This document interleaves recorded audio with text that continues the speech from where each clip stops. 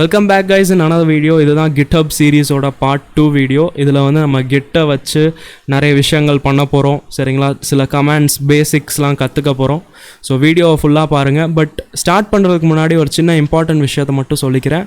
அது என்னென்னா, நீங்கள் டிஸ்கிரிப்ஷனில் பார்த்தீங்கன்னா கிட் அண்ட் கிட்ஹப் பிளேலிஸ்ட்டுன்னு போட்டு ஒரு லிங்க் இருக்கும். ஸோ அந்த லிங்க்கில் நீங்கள் கிளிக் பண்ணிங்கன்னா இந்த பேஜுக்கு போயிடுவீங்க. இங்கே இந்த பிளேலிஸ்ட்டில் தான் நான் போட போகிற எல்லா வீடியோஸும் வந்துக்கிட்டு இருக்கும். இன்ஃபேக்ட் நான் லாஸ்ட் வீடியோ நான் போட்டிருப்பேன். அதை நீங்கள் பார்க்கல அப்படின்னா அதில் தான் நான் இன்ஸ்டாலேஷன் பண்ணுறது எல்லாம் நான் சொல்லி தந்திருந்தேன். ஸோ அதையும் நீங்கள் பார்க்கணும்னா இந்த பிளேலிஸ்ட்டில் இருந்து பார்த்துக்கோங்க. அண்ட் அடுத்த வரப்போகிற எல்லா வீடியோஸும் இந்த பிளேலிஸ்ட்டில் தான் வரும். ஸோ லைக் எந்த வீடியோ ஃபஸ்ட்டு எந்த வீடியோ செகண்ட் அந்த மாதிரி நீங்கள் கன்ஃபியூஸ் ஆகாமல் இருக்கிறதுக்கு இந்த பிளேலிஸ்ட் நீங்கள் பார்த்துக்கோங்க. சரிங்களா? ஸோ நீங்கள் வேணும்னா டேரெக்டாக என் சேனலில் இருக்கிற பிளேலிஸ்ட் செக்ஷனில் கிளிக் பண்ணி அங்கேருந்து கூட நீங்கள் பார்த்துக்கலாம். அப்புறம் வேறு வீடியோஸ்லாம் இருக்கும், அது எல்லாத்தையும் கூட எக்ஸ்ப்ளோர் பண்ணுங்கள். And without wasting time, let's get started.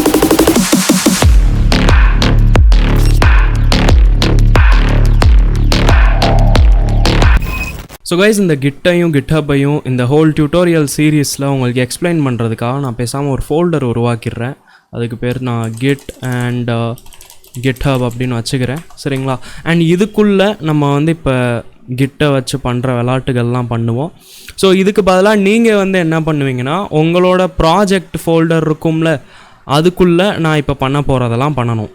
சரிங்களா? அதாவது நீங்கள் எந்த ப்ராஜெக்டை நீங்கள் வெர்ஷன் 1 வெர்ஷன் 2 அந்த மாதிரி அதெல்லாம் ட்ராக் பண்ணணும்னு நினைக்கிறீங்களோ அந்த ஃபோல்டருக்குள்ளே நான் இப்போ பண்ண போகிறது எல்லாமே பண்ணணும். சரிங்களா? ஸோ இதுதான் வந்து உங்களோட project folder. Okay, so first of all நம்ம கிட்டை ஓப்பன் பண்ணிக்குவோம். ஸோ நீங்கள் நார்மலாக இங்கே போயிட்டு கிட் அப்படின்னு சர்ச் பண்ணி ஓப்பன் பண்ணலாம். பட் அப்படி ஓப்பன் பண்ணிங்கன்னா அது வேறு ஏதோ ஒரு ஹோம் ஃபோல்டரில் போய் ஓப்பன் ஆகும்.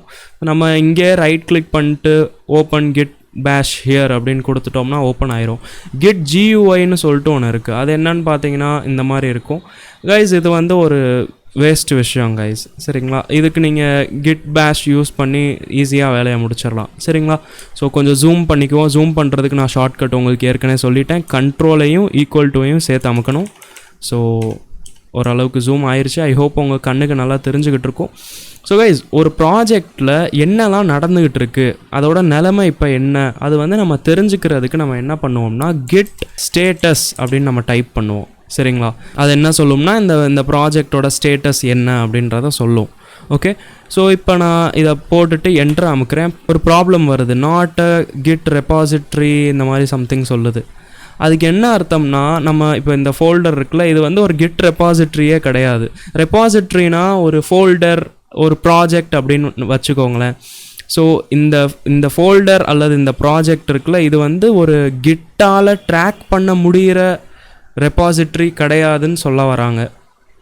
அதாவது ப்ரோ, நம்ம இப்போ இந்த வீடியோ ஆரம்பித்ததுலேருந்து கிட்ட சொன்னோமா இந்த ஃபோல்டரை ட்ராக் பண்ண ஆரம்பி அப்படின்னு சொல்லலை. அப்போ எங்கே இருந்து அது வந்து அதுக்குள்ளே இருக்கிற ப்ராஜெக்டோட ஸ்டேட்டஸ் என்னன்றதெல்லாம் நம்மளுக்கு சொல்லும். ஸோ நம்ம வந்து ஃபஸ்ட்டு விஷயமாக என்ன பண்ணோம்னா, ஒரு ப்ராஜெக்ட் உருவாக்குன உடனே அந்த ப்ராஜெக்டை ஒரு கிட் ரெபாசிட்ரியாக மாற்றணும். அதாவது கிட்டால் ட்ராக் பண்ண முடிகிற ஒரு ஃபோல்டராக உருவாக்கணும். சரிங்களா? ஸோ அது நீங்கள் பண்ணுறதுக்கு ஒன்றும் இல்லை, கெட் இனிட் அப்படின்னு போடணும். இனிட் என்றால் இனிஷியலைஸ். சரிங்களா? ஆரம்பித்து விடுறது அந்த மாதிரி. ஸோ இந்த ஃபோல்டர் இருக்குல்ல, இந்த ஃபோல்டரை ஒரு கெட் ரெபாசிட்ரியாக உருவாக்கிறோம். ஸோ இதை போட்டுட்டு நீங்கள் என்ட்ரு அமுக்குங்க. நீங்கள் பார்த்தீங்கன்னா இனிஷியலைஸ்ட் எம்டி கிட் ரெபாசிட்ரி இன் சி யூசர்ஸ் இந்த ஃபோல்டர் இதுன்னு போட்டுரும். அண்ட் இதுக்குள்ளே பார்த்தீங்கன்னா ஒரு ஹிடன் ஃபோல்டர் க்ரியேட் ஆகிருக்கு, டாட் கெட்டுன்னு சொல்லிட்டு. சரிங்களா? இது வந்து உங்களுக்கு ஆக்சுவலாக கண்ணுக்கு தெரியாது. ஏன்னா மேபி உங்களோட கம்ப்யூட்டரில் நீங்கள் ஹிடன் ஃபைல்ஸ், ஹிடன் ஃபோல்டர்ஸ் எல்லாமே ஆஃப் பண்ணி வச்சுருந்தாலும் வச்சுருப்பீங்க. ஸோ நீங்கள் ஆன் பண்ணுறதுக்கு நீங்கள் மேலே இங்கே வியூன்னு இருக்கும்ல, வியூவில் கிளிக் பண்ணிவிட்டு இந்த ஹிடன் ஐட்டம்ஸ்னு இருக்கும், இதை வந்து செக் பண்ணிக்கோங்க. இது நார்மலாக உங்களுக்கு ஆஃபில் இருக்கும். ஆஃபில் இருக்கிறப்ப உங்களுக்கு அந்த ஹிடன் ஃபைல் தெரியாது. இப்போ நமக்கு தெரியாமல் இருந்தாலும் பிரச்சனை இல்லை. சரிங்களா? ஒருவேளை உங்களுக்கு அது என்ன பின்னாடி பேக்ரவுண்டில் நடக்குதுன்னு தெரிஞ்சுக்கணும்னு ஆசைப்பட்றீங்கன்னா நீங்கள் ஆன் பண்ணிக்கோங்க. ஸோ அந்த டாட் கிட் ஃபோல்டர் இப்போ இருந்துச்சா, அதுக்குள்ளே என்ன இருக்கும்னா இந்த கிட்டு வந்து ட்ராக் பண்ணும்ல இந்த ஃபோல்டர், அது எப்படிலாம் ட்ராக் பண்ணும், அது கிட்டு சம்மந்தப்பட்ட விஷயங்கள் இருக்கும். அதுக்கும் நம்மளுக்கும் சம்மந்தமே இல்லை, அதை நீங்கள் கண்டுக்காதீங்க. நீங்கள் வந்து உங்களோட ப்ராஜெக்டை நீங்கள் இப்போ உருவாக்க ஆரம்பிங்க. சரிங்களா? பட் ஆரம்பிக்கிறதுக்கு முன்னாடி ஒரு சின்ன கான்ஃபிகரேஷன் மட்டும் நீங்கள் பண்ணணும். அந்த கான்ஃபிகரேஷன் என்னன்னா, உங்களோட user name and email ID நம்ம இதில் போடணும். ஏன் போடணும்? பிகாஸ் நீங்கள் வந்து இப்போ ஒரு 10 பேர் கூட வேலை செஞ்சுக்கிட்டு இருக்கீங்க அப்படின்னு வச்சுக்கோங்களேன். நீங்கள் ஒரு சில சேஞ்சஸ் பண்ணியிருக்கீங்க அப்படின்னா நீங்கள் தான் அந்த சேஞ்சஸ் பண்ணீங்க அப்படின்றது காமிக்கும் உங்களோட யூசர் நேமும் இமெயில் ஐடி வச்சு. சரிங்களா? ஸோ மேபி நீங்கள் ஏதாச்சும் தப்பான சேஞ்சஸ் பண்ணி ஏதாச்சும் பிரச்சனை ஆயிடுச்சுன்னா யார் பண்ணான்றதை இது போட்டு கொடுக்கும். சரிங்களா? ஸோ நார்மலாக நீங்கள் கிட்டை ஃபர்ஸ்ட் டைம் இன்ஸ்டால் பண்ணியிருக்கீங்கன்னா அது வந்து நம்ம எல்லாருமே செய்ய தான் செய்வோம். ஸோ ஒன்றும் இல்லை, git config அப்படின்னு எழுதுங்க. அடுத்து --global, அடுத்து user.name அண்ட் அங்கே டபுள் கோட்ஸ் போட்டுட்டு உங்களோட யூசர் நேம் நீங்கள் சும்மா எழுதிக்கலாம். சரிங்களா? நான் சும்மா கோடிங் அண்ணான்னு போட்டுக்கிறேன். நீங்கள் உங்களோட பேர் யாரோட பக்கத்து வீட்டு குண்டம்மாவோட பேர் கூட போட்டுக்கலாம். சரிங்களா? அப்போ ஏதாச்சும் வெர்ஷன்ஸில் ப்ராப்ளம் ஆச்சுன்னா அவங்க பக்கத்து வீட்டு குண்டம்மாவை தான் மாட்டி விடும். சரிங்களா? ஸோ ஓகே, இதை போட்டுட்டு என்ட்ரு அமுக்குங்க. ஓகே, அண்ட் என்ன ப்ரோ இந்த கமாண்டெல்லாம் ரொம்ப பெருசாக இருக்கே ப்ரோ, இதெல்லாம் நான் மனப்பாடம் பண்ணணுமா அப்படிலாம் நினச்சி பயப்படாதீங்க கைஸ். பாருங்கள், நானே இன்ஃபேக்ட் இந்த வீடியோவில் எனக்கு இந்த கமாண்ட் மறந்து போயிடுச்சு. சரிங்களா? ஸோ நானே இப்போ கூகுள் பண்ணி தான் எடுத்தேன். இந்த பாருங்கள், setting user name and get, இந்த மாதிரி நம்ம பண்ணணும் அப்படின்னு நானே கூகுள் பண்ணி தான் எடுத்திருக்கேன். சரிங்களா? ஸோ எந்த ஒரு கமாண்டையும் நீங்கள் மனப்பாடம் பண்ணணும் அப்படின்ற ஒரு அவசியம் இல்லை. நம்ம நார்மலாக யூஸ் பண்ணுற எவ்ரிடே கமாண்ட்ஸ், அதாவது இந்த கிட் யூனிட்டு, இப்போ அடுத்து நான் சில கமாண்ட்லாம் சொல்ல போகிறேன். இப்போ கிட் ஸ்டேட்டஸ் பார்த்தோம், ரைட்? இந்த மாதிரி சில விஷயங்கள் நம்ம மனப்பாடம் பண்ணால் போதும். ஆனால் அதுவும் மனப்பாடம்லாம் பண்ண தேவையில்லை. நீங்கள் யூஸ் பண்ண ஆரம்பிப்பீங்களா, தானாக உங்களுக்கு மனப்பாடம் ஆயிரும். ஓகேவா? சரி, ஓகே. இப்போ இதுக்கப்புறம் நம்மளோட இமெயில் ஐடியும் போட்டுருவோம். ஸோ git config அதே --global user.email அப்படின்னு போட்டுருங்க. ஏன்னா அதுக்குள்ளே உங்களோட இமெயில் ஐடியை நீங்கள் போட்டுக்கலாம். சரிங்களா? ஸோ நான் வந்து கிஷன் CJX என்னோட இமெயில் ஐடி அதை நான் போட்டுக்கிறேன். And enter. சரிங்களா? நீங்கள் உங்கள் கம்ப்யூட்டருக்கு பண்ண வேண்டிய கான்ஃபிகரேஷன் பண்ணிட்டீங்க. அண்ட் நீங்கள் போட்ட கமாண்டுக்கு அர்த்தம் என்னன்றதை நான் சொல்லிடுறேன். ஸோ நீங்கள் வந்து என்னென்னா கிட்ட சொல்கிறீங்க, மை டியர் கிட், நீ வந்து கான்ஃபிகரேஷன் பண்ணிவிடு. என்ன கான்ஃபிகரேஷன் பண்ணி விடணும்னா, குளோபலாக என்னோட யூசர் நேமை கோடிங் அண்ணான்னு செட் பண்ணிடு அப்படின்னு நீங்கள் சொல்லியிருக்கீங்க. குளோபல் அப்படின்றதுக்கு என்ன அர்த்தம்னா, அதாவது இந்த கம்ப்யூட்டர் ஃபுல்லாக அடுத்து நீங்கள் என்ன கிட் ரெப்பாசிட்ரி உருவாக்க போகிறீங்களோ அங்கே இனிமேல் என்னோட பேர் கோடிங் அண்ணாவாக தான் இருக்கணும் அப்படின்னு நீங்கள் சொல்லியிருக்கீங்க. சரிங்களா? ஸோ நீங்கள் இது ஒரு வாட்டி போட்டாலே போதும். இனிமேல் நீங்கள் அடுத்து உருவாக்க போகிற எல்லா கிட் ரெப்பாசிட்ரி உங்கள் கம்ப்யூட்டரில் இருந்தானே நீங்கள் உருவாக்க போகிறீங்க. உங்கள் கம்ப்யூட்டரில் இருந்தாலும் நீங்கள் உங்கள் ப்ராஜெக்டில் ஒர்க் பண்ணுவீங்க. ஸோ அதோட யூசர் நேம் வந்து கோடிங் அண்ணா அந்த மாதிரி ஆயிரும். சரிங்களா? அண்ட் நீங்கள் வந்து உங்கள் பேர் போட்டுக்கோங்க. ஓகேவா? அதே மாதிரி இங்கே இமெயிலுக்கும் அதே மாதிரி தான் நீங்கள் சொல்லியிருக்கீங்க. உங்களோட ஹோல் கம்ப்யூட்டரில் இருக்கிற இனிமேல் உருவாக்கப்பட போகிற எல்லா கிட் ரெப்பாசிட்ரிக்கும் யூசர் இமெயில் வந்து kishancjx@gmail.com. ஓகேவா? So now you can start to make your project. So நார்மலாக நீங்கள் வந்து உங்களோட பைத்தன் ஃபைல் உருவாக்குவீங்க, இல்லை வெப் டெவலப்பராக இருக்கீங்கன்னா index.html இது அதுன்னு போட்டு அந்த மாதிரி நீங்கள் வாட்டுக்கு உங்களோட ப்ராஜெக்டை ஆரம்பிச்சிடலாம். பட் நான் வந்து அதெல்லாம் போட்டேன்னா கொஞ்சம் டைம் வேஸ்ட்டாக இருக்கும். அதனால் நான் உங்களுக்கு எக்ஸாம்பிளுக்கு எக்ஸ்பிளைன் பண்ணுறதுக்கு சும்மா ஒரு நார்மல் டெக்ஸ்ட் டாக்குமெண்ட் உருவாக்குறேன். ஓகேவா? அதுக்கு பேர் நான் ப்ராஜெக்ட்னு வச்சுக்கிறேன். அண்ட் இன்னொரு ஃபைல் க்ரியேட் பண்ணுறேன், அதுக்கு பேர் நான் சும்மா ஹலோ அப்படின்னு வச்சுக்கிறேன். இதுக்குள்ளே போய் ஏதாச்சும் நம்ம சேஞ்சஸ் பண்ணி பார்ப்போம். சரிங்களா? ஸோ ப்ராஜெக்ட்குள்ளே this is my first project அந்த மாதிரி ஏதாச்சும் டைப் பண்ணிக்குவோம், சேவ் பண்ணிக்குவோம் அண்ட் க்ளோஸ் பண்ணிக்குவோம். அதே மாதிரி ஹலோவில் போய் ஹலோ வேர்ல்டு அந்த மாதிரி நான் ஏதாச்சும் போட்டு விட்டுறேன். சரிங்களா? சேவ் பண்ணிக்கிறேன். அண்ட் இப்போ நான் போய் இங்கே கிட் ஸ்டேட்டஸ்ன்னு போட்டேன்னு வச்சுக்கோங்களேன், நம்மளோட ப்ராஜெக்டுக்குள்ளே இருக்கிற நிலமையை காமிக்கும். சரிங்களா? ஸோ கிட் ஸ்டேட்டஸ் போட்டேன். And as you can see நம்ம வந்து 2 ஃபைல் உருவாக்கியிருக்கோம், அதை வந்து இங்கே காமிக்குது. பட் அது வந்து அன்ட்ராக்டு ஃபைல்ஸாக இருக்குது.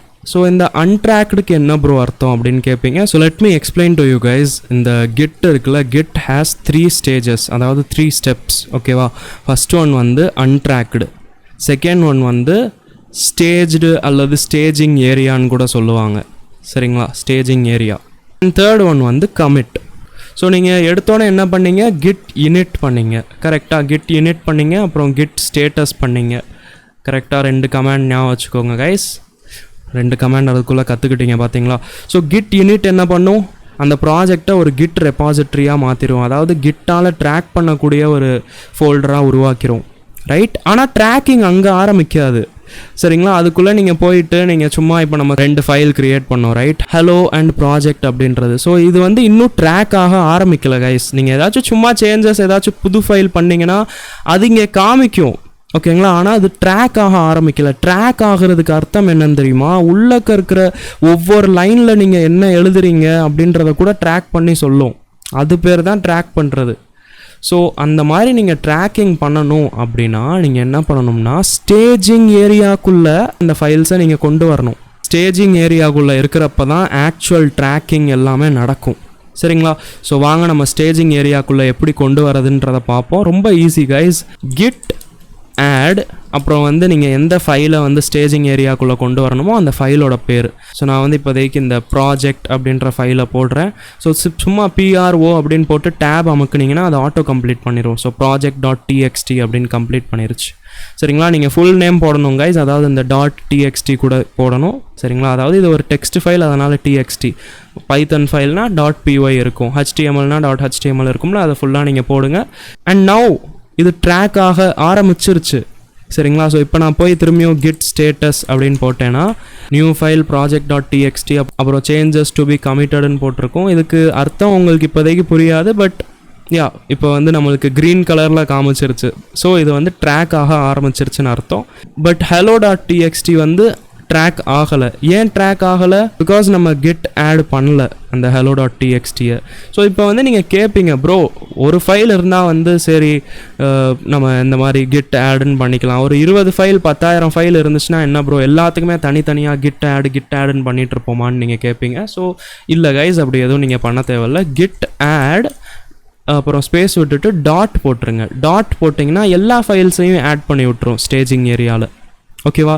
ஸோ போட்டு என்டர் அமுக்குங்க. And now if I do git status, and by the way நீங்கள் திரும்பி டைப் பண்ண தேவையில்ல கைஸ். ஏற்கனவே ஒரு கமாண்ட் நீங்கள் மேலே டைப் பண்ணிட்டீங்கன்னா சும்மா ஆரோ மார்க்கை மட்டும் அமுக்குங்க. அப் ஆரோ அமுக்குனிங்கன்னா மேலே இருந்த இது வந்துடும், பாருங்கள் வந்துருச்சா. இதுக்கு மேலே இருந்தது வேணும்னா திரும்பியும் அப் ஆரோ, திரும்பியும் அப் ஆரோ இந்த மாதிரி நீங்கள் போட்டு போயிட்டே இருக்கலாம். ஸோ எனக்கு கிட் ஸ்டேட்டஸ் தான் போடணும். என்டர் அமுக்குறேன். அண்ட் இந்த 2 ஃபைல்ஸும் வந்து இப்போ ட்ராக் ஆக ஆரம்பிச்சிருச்சு, சரிங்களா. இப்போ நம்ம வந்து இதில் ஏதாச்சும் சேஞ்சஸ் பண்ணலாம். சேஞ்சஸ் பண்ணிட்டு நம்ம அடுத்து கமிட் பண்ணலாம். அதனால தான் வந்து சேஞ்சஸ் டு பி கமிட்டட் அப்படின்னு போட்டிருக்கு. பட் இப்போதைக்கு உங்களுக்கு இந்த கமிட்டுக்கு அர்த்தம் புரியாது, நான் அப்புறம் சொல்கிறேன், சரிங்களா. இப்போ வந்து நம்ம ஸ்டேஜிங் ஏரியாவில் ஆட் பண்ணிட்டோமா. ஸோ வாங்க இப்போ இதில் ஏதாச்சும் சேஞ்சஸ் பண்ணி பார்ப்போம். So this is my first ப்ராஜெக்ட்னு போட்டுட்டு இதுக்கப்புறம் நம்ம ஏதாச்சும் போடுவோம். This is some changes done அந்த மாதிரி சம்திங் நான் சும்மா போட்டுக்கிறேன். இதுக்கு பதிலாக நீங்கள் வந்து உங்களோட ப்ராஜெக்டில் ஆக்சுவல் கோடிங் தான் பண்ணிகிட்ருப்பீங்க, சரிங்களா. ஸோ இதை நான் போட்டிருக்கேன். அண்ட் இதே மாதிரி hello.txt-ல இதில் ஏதாச்சும் பாய் வேர்ல்டு அப்படின்னு போட்டுக்கிறேன், சரிங்களா. ஹலோ வேர்ல்டுக்கு அப்புறம் பாய் வேர்ல்டு, ஓகேவா. Now if I do git status, இப்போ என்ன நடக்குதுன்னு பாருங்கள். மாடிஃபைடுன்னு காமிக்குது, ரைட். ஸோ இது வந்து ட்ராக் ஆக ஆரம்பிச்சிருச்சு கைஸ், அதனால தான் இங்கே மாடிஃபைடுன்னு காமிக்குது. அமேசிங். இப்போ என்ன மாடிஃபிகேஷன் பண்ணப்பட்டிருக்கு அப்படின்னு நீங்கள் பார்க்கணும்னா கிட் டிஃப் அப்படின்னு சொல்லிட்டு ஒரு கமாண்ட் இருக்குது. டிஃப்னா டிஃபரன்ஸ் அந்த மாதிரி நீங்கள் நினச்சிக்கலாம். அதாவது இந்த ஃபைல்ஸ் எல்லாமே ஸ்டேஜிங் ஏரியா வந்த அப்போ எப்படி இருந்துச்சோ அதுக்கும் மாடிஃபை ஆனதுக்கப்புறம் எப்படி இருக்கோ அதுக்கும் என்ன டிஃபரன்ஸ், என்ன வித்தியாசம், ரைட், அதுதான். ஸோ கிட் டிஃப் போட்டு என்டர் அமுக்குங்க. இப்போ என்ன காமிக்குதுன்னு பாருங்கள். முன்னாடி வந்து ஹலோ வேர்ல்டுன்னு இருந்துச்சு, அடுத்து வந்து இப்போ ஹலோ வேர்ல்டு பாய் வேர்ல்டு எல்லாம் அப்படி வந்திருக்கு. அதே மாதிரி இங்கே this is my first project அப்படின்னு இருந்துச்சு. நவ் இதில் வந்து எக்ஸ்ட்ரா ஒரு லைன் ஆட் ஆயிடுச்சு, this is some changes done அப்படின்னு. ஸோ பார்த்தீங்களா, நீங்கள் என்னென்ன சேஞ்சஸ் பண்ணியிருக்கீங்க அதையும் ட்ராக் பண்ணிட்டு உங்களுக்கு சொல்லிக்கிட்டு இருக்கு. Very nice. நான் இந்த மேலே இதெல்லாம் இருக்குல்ல ப்ரோ, இதெல்லாம் என்னது ப்ரோ அப்படின்னு கேட்டிங்கன்னா அதை நீங்கள் கண்டுக்காதீங்கன்னு நான் சொல்லுவேன். இந்த ப்ளூ கலர் லைன் இருக்குல்ல, இங்கே இருந்து நீங்கள் இது வரைக்கும் பார்க்கலாம். அடுத்து திரும்பியும் இங்கே ப்ளூ கலர் லைன்லேருந்து இது வரைக்கும் நீங்கள் பார்த்தாலே போதும், சரிங்களா. அண்ட் ஆஃப்கோர்ஸ் அதுக்கு மேலே எந்த ஃபைலில் நீங்கள் சேஞ்ச் பண்ணியிருக்கீங்க அதையும் நீங்கள் பார்க்கலாம். ஸோ நம்ம வந்து hello.txt-ல பண்ண சேஞ்சஸ் இங்கே வந்து இப்படி காமிக்குது. அடுத்து நம்ம project.txt-ல பண்ண சேஞ்சஸ் இங்கே வந்து இப்படி காமிக்குது, சரிங்களா. ஸோ இப்போ நீங்கள் இன்னொரு புது கமாண்ட் லேர்ன் பண்ணிட்டீங்க. அது என்னன்னா கிட் ஆடு. அண்ட் கிட் ஆடு போட்டு நம்ம டாட் போட்டோம்னா எல்லா ஃபைல்ஸும் ஸ்டேஜிங் ஏரியாவில் ஆட் ஆயிரும். அப்புறம் இன்னொன்று கற்றுக்கிட்டிங்க, அது என்னென்னா கிட் டிஃப். diff வந்து என்ன பண்ணும், நம்ம ஸ்டேஜிங் ஏரியாவில் ஆட் பண்ணுறதுக்கு முன்னாடி என்ன சேஞ்சஸ் இருந்துச்சோ அதையும், அப்புறம் நம்ம ஸ்டேஜிங் ஏரியாவில் ஆட் பண்ணதுக்கப்புறம் நம்ம வேறு ஏதாச்சும் சேஞ்சஸ் என்ன பண்ணியிருக்கோம் அதையும் ரெண்டையும் கம்பேர் பண்ணும். கம்பேர் பண்ணிட்டு என்ன டிஃப்ரென்ஸ் இருந்துச்சுன்றதை நம்மளுக்கு காமிக்கும். சரிங்களா, இது உங்களுக்கு புரிஞ்சிருக்கும். நவ் இப்போ நீங்கள் ஒன் ஸ்டேஜிங் ஏரியாவில் ஆட் பண்ணிட்டீங்க. சரிங்களா, நீங்கள் வந்து ஏதாச்சும் சேஞ்சஸ் பண்ணிட்டீங்க. பட் இப்போ நீங்கள் திரும்பியும் பின்னாடி போகணுன்னு நினைக்கிறீங்க. இப்போ வாங்க நான் உங்களுக்கு செஞ்சே காமிக்கிறேன்.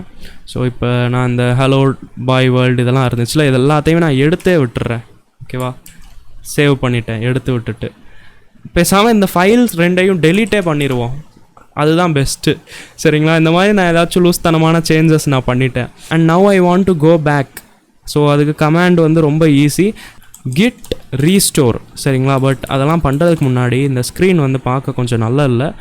CLEAR clear அப்படின்னு போட்டுட்டு என்ட்ரு அமுக்குனிங்கன்னா எல்லாம் கிளியர் ஆயிரும் அண்ட் நீட்டாக வந்துடும். So now let's type git restore. Restore என்ன பண்ணும், ரீஸ்டோர் பண்ணும். சரிங்களா, அண்ட் இதுலேயும் அதே தான், நீங்கள் என்னென்ன ஃபைல்ஸை ரீஸ்டோர் பண்ணணுமோ அதை பேர் மட்டும் தனியாக எழுதிக்கலாம். ஸோ நம்மகிட்ட என்ன ஃபைல் இருந்துச்சு முன்னாடி, அந்த ஹலோ அப்படின்னு ஏதோ ஒன்று இருந்துச்சு. ஸோ இப்படி போட்டு நான் என்ட்ரு அமுக்குனேன்னா ஹலோவை ரீஸ்டோர் பண்ணிடும். பட் நம்ம ஃபுல் ஸ்டாப் போட்டுட்டு என்ட்ரு அமுக்குனோம்னா முழுசாக எல்லாத்தையும் ரீஸ்டோர் பண்ணிடும். சரிங்களா, ஸோ இங்கே பாருங்கள் ரீஸ்டோர் பண்ணிருச்சு, அதில் ஏற்கனவே இருந்த மாதிரி அப்படியே இருக்குது. ஸோ இப்போ இன்னொரு கமாண்டும் கற்றுக்கிட்டீங்க, அது என்னன்னா ரீஸ்டோர். நவ் கைஸ் ஃபைனலி நீங்கள் வந்து இதெல்லாம் பண்ணி அப்புறம் ஒரு பக்கம் உங்களோட ப்ராஜெக்டையும் நல்லா பண்ணி ஓரளவுக்கு ஃபினிஷ் பண்ணியிருக்கீங்க. ஸோ அதோட நிலைமையை நீங்கள் சேவ் பண்ணணும்னு நினைக்கிறீங்க. அதாவது அதை தான் வெர்ஷன் 1 அந்த மாதிரி நீங்கள் சும்மா சேவ் பண்ணணும்னு நினைக்கிறீங்கன்னு வச்சுக்கோங்களேன். அதை தான் கமிட்டுன்னு சொல்லுவோம். சரிங்களா, அந்த நிலைமையை அப்படியே சேவ் பண்ணிக்கிறது. அதாவது கைஸ் இது ரொம்ப உங்களுக்கு சிம்பிளாக சொல்கிறேன். நீங்கள் வந்து ஏதாச்சும் ஒரு கோட் எழுதியிருக்கீங்க அண்ட் அது வந்து நல்லா இப்போ ஒர்க் ஆகிட்டுருக்கு.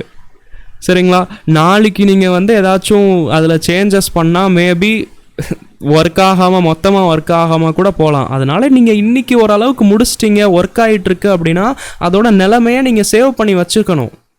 ஓகேங்களா, சேவ் பண்ணி வச்சுக்கிட்டிங்கன்னா தான் நாளைக்கு நீங்கள் ஏதாச்சும் சேஞ்சஸ் பண்ணி நீங்கள் பண்ண சேஞ்சஸ் வேலை செய்யலை அப்படின்னா நீங்கள் திரும்பியும் பழைய இதுக்கு வர முடியும். ஸோ இன்றைக்கி நீங்கள் பண்ண வேலைகள் எல்லாத்தையும் சேவ் பண்ணணும்னு நினைக்கிறீங்க அப்படின்னா கமிட் பண்ணுவீங்க. இதுக்கு இன்னொரு best of the best example சொல்கிறேன்.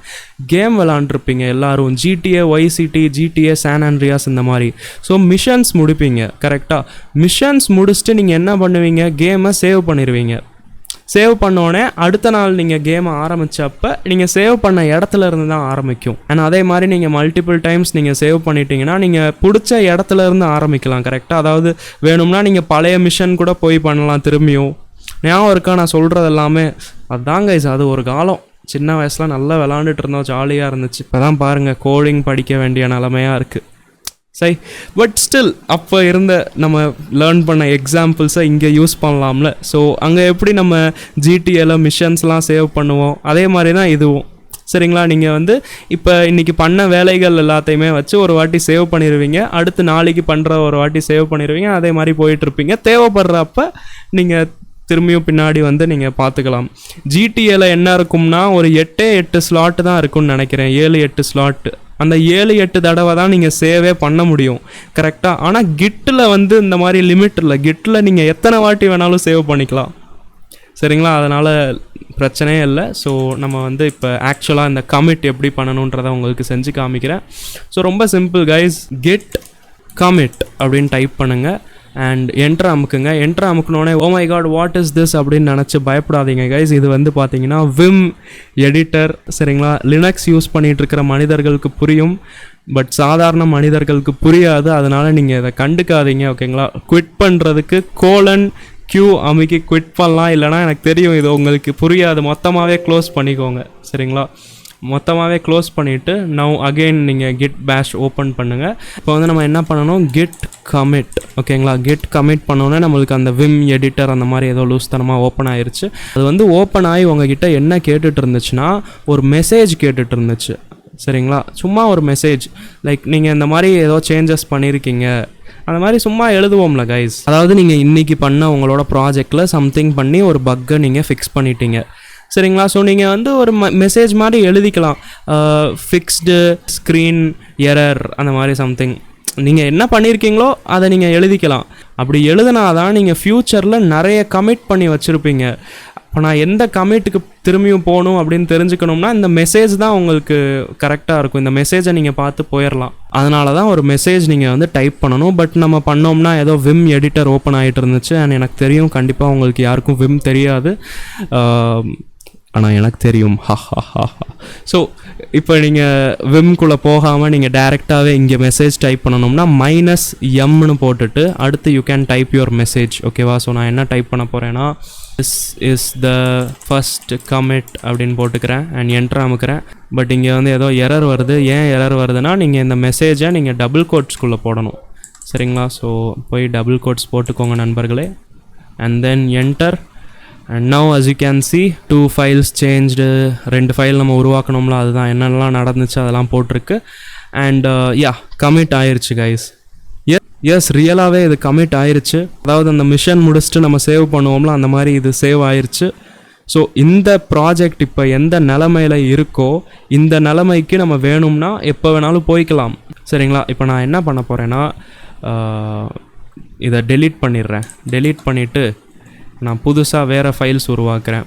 இதுக்கு பேர் நம்ம பக்கத்து வீட்டு குண்டமா அப்படின்னு வச்சுக்குவோம். அண்ட் இதுக்குள்ளே சும்மா நான் ஏதாச்சும் டைப் பண்ணிக்கிறேன், சேவ் பண்ணிக்கிறேன். அண்ட் இதுதான் வந்து என்னோடய வெர்ஷன் 2ன்னு வச்சுக்குவோம். சரிங்களா? ஸோ இதையும் நான் கமிட் பண்ணி விட்டுறேன். ஓகேவா? கமிட் பண்ணுறதுக்கு ஃபஸ்ட்டு நீங்கள் என்ன பண்ணணும்னா ஞாபகம் வச்சுக்கோங்க, கிட் ஆட் பண்ணணும். ஓகேங்களா? ஒரு விஷயத்த கமிட் பண்ணுறதுக்கு முன்னாடி அதை ஸ்டேஜிங் ஏரியா வழியாக கொண்டு போனால் தான் கமிட்டே பண்ண முடியும். அது வந்து நான் உங்கள்கிட்ட சொல்ல மறந்துட்டேன்.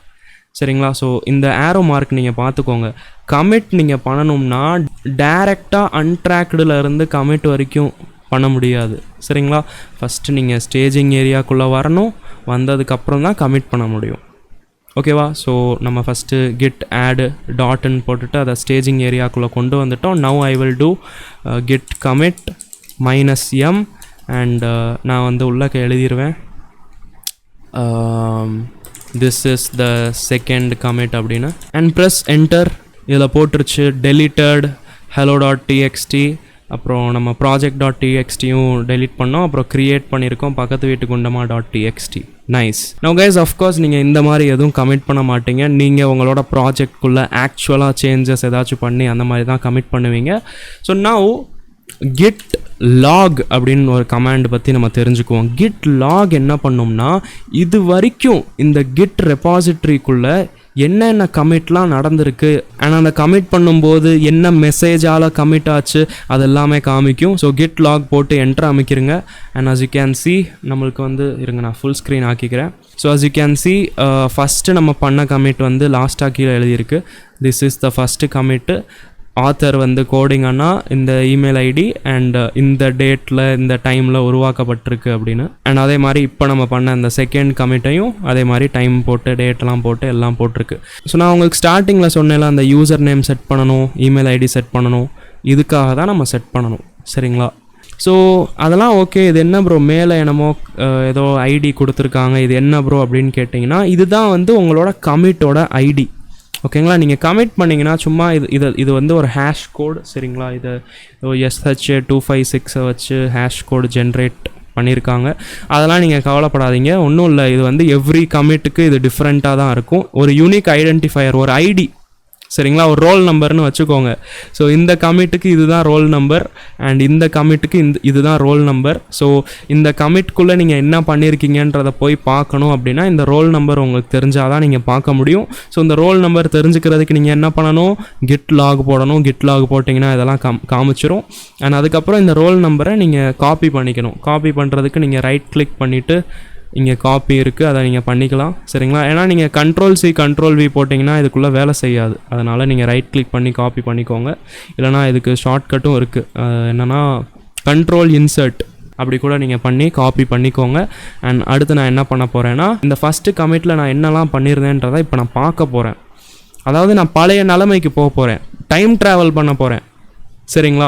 ஸோ இப்போ நான் பண்ணுற மேஜிக்கை மட்டும் பாருங்கள், சூப்பராக இருக்கும். ஸோ இதை ஒரு பக்கம் வச்சுக்குவோம், இதை ஒரு பக்கம் நான் வச்சுக்கிறேன். அண்ட் இப்போ நான் பண்ணுறதை மட்டும் பாருங்கள். இங்கே திடீர்னு வந்து பழைய ஃபைல்ஸ் தானாக வந்துடும். சரிங்களா? நல்லா இருக்கும் பார்க்க. ஸோ கெட் கமாண்ட் வந்து என்னென்னா செக் அவுட். சரிங்களா? கெட் செக் அவுட், அதாவது நம்ம செக் அவுட் பண்ண போகிறோம். எதை செக் அவுட் பண்ண போகிறோம்? இந்த ஐடி. ஸோ பேஸ்ட் பண்ணிக்கோங்க, பேஸ்ட் அண்ட் என்ட்ரு அமுக்குங்க. பாருங்கள் மேஜிக் நடந்துச்சு பார்த்தீங்களா பழைய வெர்ஷனுக்கு அப்படியே லைக் டைம் ட்ராவல் ஆயிடுச்சு கைஸ். ஸோ இங்கே பார்த்தீங்கன்னா நிறைய இன்ஃபர்மேஷன் எழுதியிருக்கு, கிட்டு டிட்டாச்சு ஹெட்டு இதாவது. ஸோ நம்ம நெக்ஸ்ட் வீடியோவில் அந்த ஹெட்டுனா என்ன, அப்புறம் இந்த மாஸ்டர்னு எல்லா இடத்துலையும் போட்டிருக்கு சரிங்களா. இந்த மாஸ்டருக்கு என்ன அர்த்தம்னா இதுதான் வந்து மெயின், அதாவது இப்போ இருக்கிற இந்த வெர்ஷன் தான் வந்து மெயின் வெர்ஷன் அந்த மாதிரி அர்த்தம் சரிங்களா. நீங்கள் ஒரு ப்ராஜெக்ட் உருவாக்குறீங்க அப்படின்னா அந்த ஃபைனல் வெர்ஷன் நீங்கள் என்ன உருவாக்கிட்டு இருக்கீங்களோ அதுதானே அந்த மெயின் வெர்ஷனாக இருக்கும். ஸோ அதுதான் வந்து மாஸ்டர்னு சொல்ல வராங்க. பட் இப்போ நம்ம என்ன பண்ணோம்னா நம்ம ஜஸ்ட் டைம் ட்ராவல் பண்ணிவிட்டு பின்னாடி போயிட்டோம்.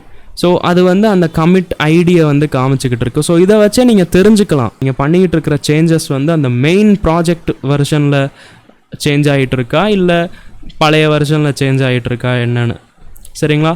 ஸோ மாஸ்டருக்கு என்ன அர்த்தம்னா மெயின் அந்த மாதிரி ஓகே. பட் இதை நம்ம இன்டெப்த்தாக பிரான்ச்சுன்னு சொல்லிட்டு ஒரு டாபிக் இருக்குது, அதெல்லாம் நம்ம டிஸ்கஸ் பண்ணுறப்ப தான் இது வந்து நம்மளுக்கு இன்டெப்த்தாக புரியும். பட் ஐ ஹோப் தட் இப்போ வரைக்கும் நான் சொன்னது உங்களுக்கு ஓரளவுக்கு இன்டெப்த்தாக புரிஞ்சிருக்கும் ரைட். ஸோ இங்கே நம்ம என்ன கமாண்ட் பார்த்தோம்னா கிட் கமிட் பார்த்தோம், அப்புறம் கிட் லாக் பார்த்தோம் right, and git check out பார்த்தோம் ரைட். ஸோ பார்த்துக்கோங்க 1 2 3 4 5 6 7 8 கமாண்ட் இந்த ஒரு வீடியோலேயே நீங்கள் கற்றுக்கிட்டீங்க. அண்ட் இந்த 8 கமாண்டும் நீங்கள் மனப்பாடம் பண்ண ட்ரை கூட பண்ணல. அண்ட் எனக்கு தெரிஞ்சு உங்களுக்கு இது மனப்பாடம் ஆகிருக்கும்.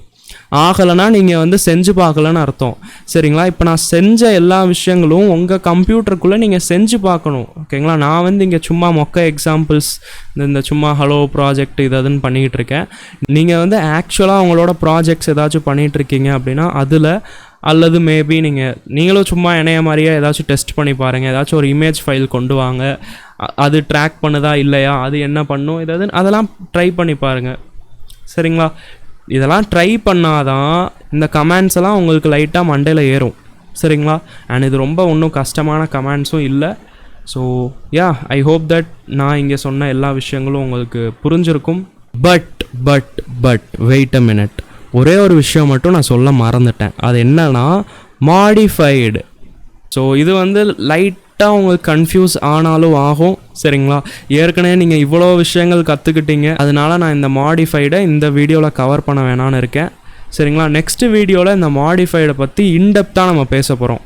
ஆக்சுவலாக ஒன்றும் இல்லை கைஸ், நீங்கள் வந்து ஸ்டேஜிங் ஏரியாவில் கொண்டு வந்ததுக்கப்புறம் நீங்கள் ஏதாச்சும் சேஞ்சஸ் பண்ணிங்கன்னு வச்சுக்கோங்களேன், அது நம்மளுக்கு மாடிஃபைடுன்னு காமிக்கும். ஆனால் நீங்கள் கமிட் பண்ணிங்கன்னு வச்சுக்கோங்களேன், நீங்கள் ஸ்டேஜிங் ஏரியாக்குள்ளே கொண்டு வந்தப்போ அந்த ப்ராஜெக்டோட என்ன நிலைமை இருந்துச்சோ அது மட்டும்தான் கமிட் ஆகும். மாடிஃபைடு பண்ணது கமிட் ஆகாது சரிங்களா. ஸோ மாடிஃபைடு பண்ணதை நீங்கள் திரும்பியும் ஸ்டேஜிங்குள்ளே கொண்டு போகணும், அடுத்து தான் கமிட் பண்ண முடியும். குழப்புதில் அடுத்த வீடியோவில் பார்ப்போம் சரிங்களா. எனக்கு தெரிஞ்சு உங்களுக்கு இது புரிஞ்சிருக்கும். அதாவது மாடிஃபைடு பண்ணதுக்கப்புறம் திரும்பியும் ஸ்டேஜிங் ஏரியாவில் கொண்டு வரணும், அடுத்து தான் கமிட் பண்ண முடியும். பட் ஆனால் பரவாயில்ல, இதை பற்றி நம்ம நெக்ஸ்ட் வீடியோவில் எக்ஸாம்பிள்லாம் செஞ்சு இன்டெப்த்தாக நம்ம பார்ப்போம். So that's all for this video guys. I hope உங்களுக்கு நான் சொல்லி தந்த எல்லா விஷயங்களும் புரிஞ்சிருக்கும்.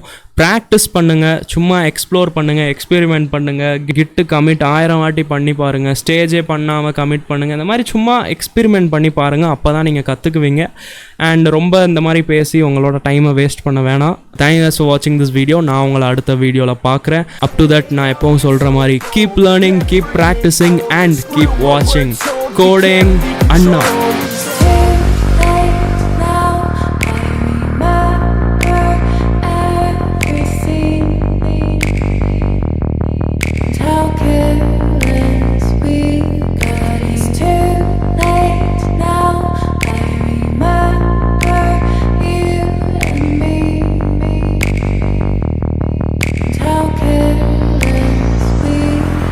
It's too late now, I remember everything.